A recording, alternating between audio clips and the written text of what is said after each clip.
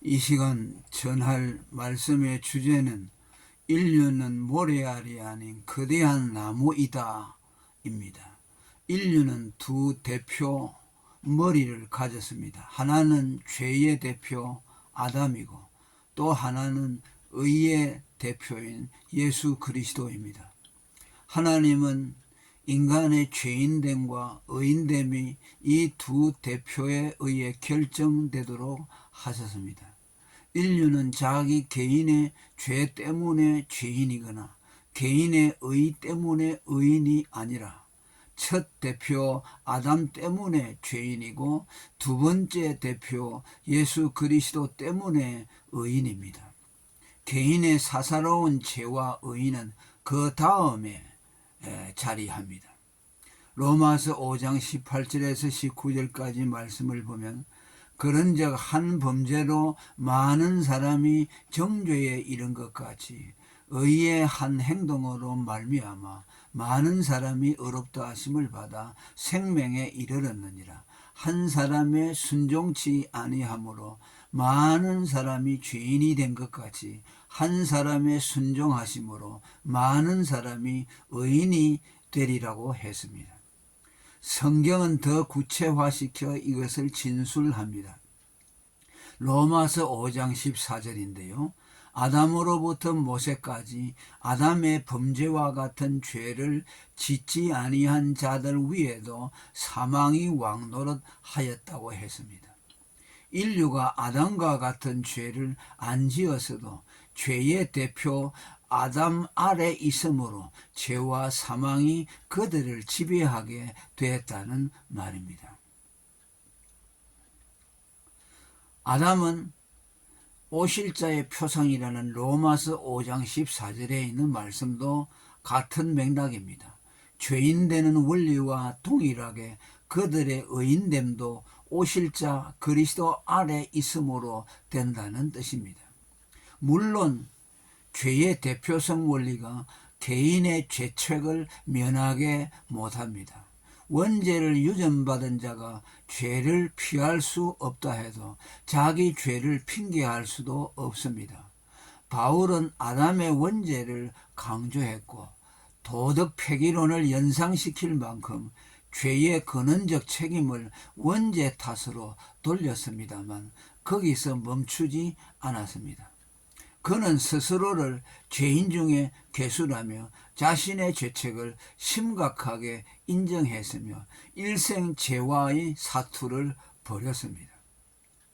루터 역시 그리스도인을 의인임 동시에 죄인이라며 피할 수 없는 죄의 숙명성을 말했지만 이것을 자신의 죄를 당연시하거나 의에 대한 책임을 면제시키는 빌미로 삼지 않았습니다. 오히려 의를 위한 투쟁의 출발점으로 삼았습니다. 그러나 이 모든 사실들에도 불구하고 이들은 시종 흔들림 없이 원죄자, 원의자가 아담과 그리스도임을 음명했으며 이 기반 위에서 대속의 교리를 전개시켰습니다. 인류의 대표 아담이 전 인류를 공동 운명체로 묶고 그의 죄로 인류 모두가 죄인이 된 것은 아담이 인류의 뿌리라는 사실에 근거합니다. 사도행전 17장 26절에 인류의 모든 족속을 한 혈통으로 만드사라고 했습니다. 그러나 보편이란 실체가 없고 개체만이 참되기에 인류라는 실제는 없다고 보는 오캄의 유명론, 후에 서양의 개인주의의 촉매가 되었습니다.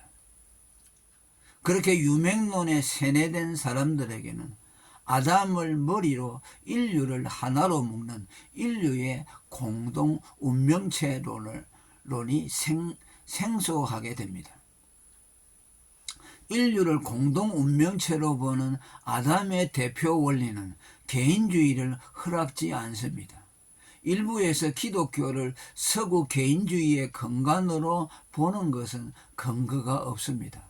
아담을 인류의 대표로 보는 원죄론에서는 개인의 죽음을 바다의 수많은 모래알 중 한 알갱이의 소멸이 아닌 인류라는 거대한 나무에 달린 한 가지의 소실로 봅니다.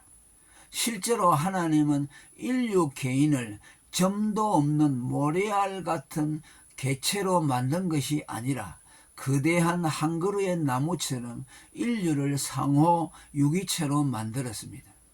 뿌리인 아담이 죽음으로 뿌리에서 파생된 가지들, 잎들, 곧 인류 모두가 다 죽게 되었습니다. 고통의 문제도 같은 맥락으로 이해해야 합니다. 원죄의 유전으로 인류에게 파생된 고통은 누구에게도 예외가 없으며 자신을 그것에서 분리시킬 수가 없습니다. 그가 혹 타인 같은 극심한 고통을 공유하지 않는다 할지라도 다만 은혜로 그것을 경감받았을 뿐 자신도 마땅히 그래야 하는 공동 운명체입니다.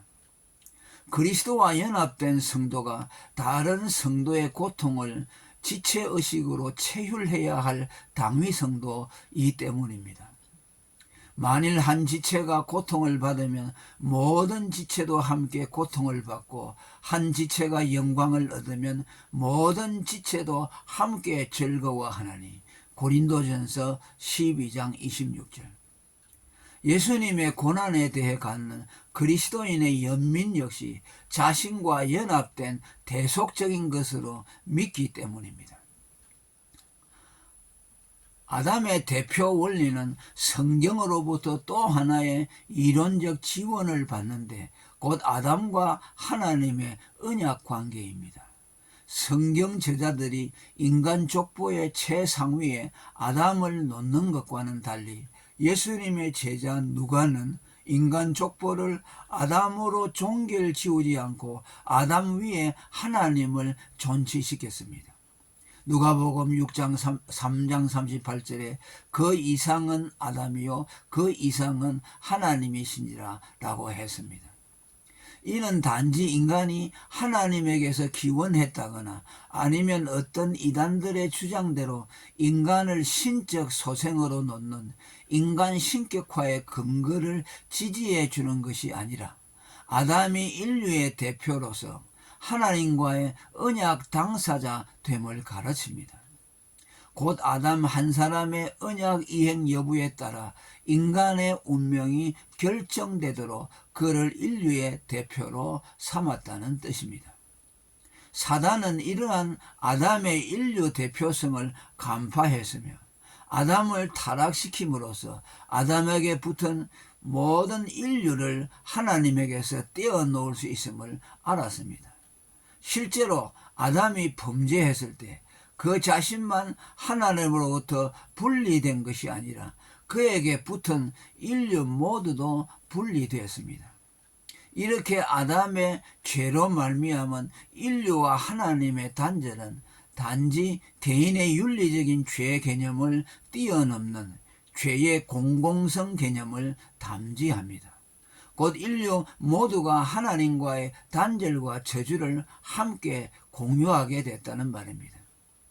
오늘 계몽주의 기독교인들이 타락을 지나치게 개인의 윤리적 차원으로 국한시키고 구원을 개인의 윤리적 완성으로 보는 것은 죄의 공공성 개념을 배제시킨 때문입니다. 다시 말하지만 마귀가 아담을 유혹한 것은 그를 타락시켜 다만 그 개인에게 육체의 죽음과 고통을 안겨주는 데 있지 않고 아담에게 붙은 인류 전체를 하나님에게서 분리시켜 그의 생명에서 떠나도록 하는 공공성의 목적을 두었습니다. 두 번째, 인류의 대표 그리스도가 원내자가 되어주시고 그에게 붙은 인류 택자를 구원하는 것 역시 의의 공공성 개념을 담지합니다. 그에게 붙은 인류 택자를 구원하는 것 역시 의의 공공성 개념을 담지합니다.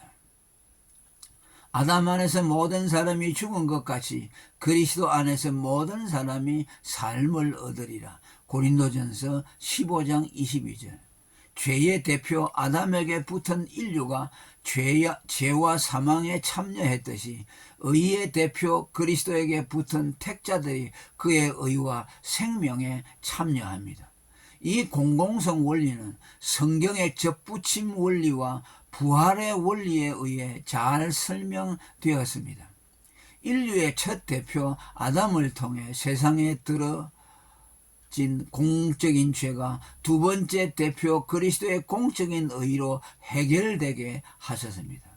하나님은 태초에 인류의 대표 아담을 통해 인류와 관계를 맺었듯이 두 번째 대표 그리스도를 통해 택자와 연합하십니다.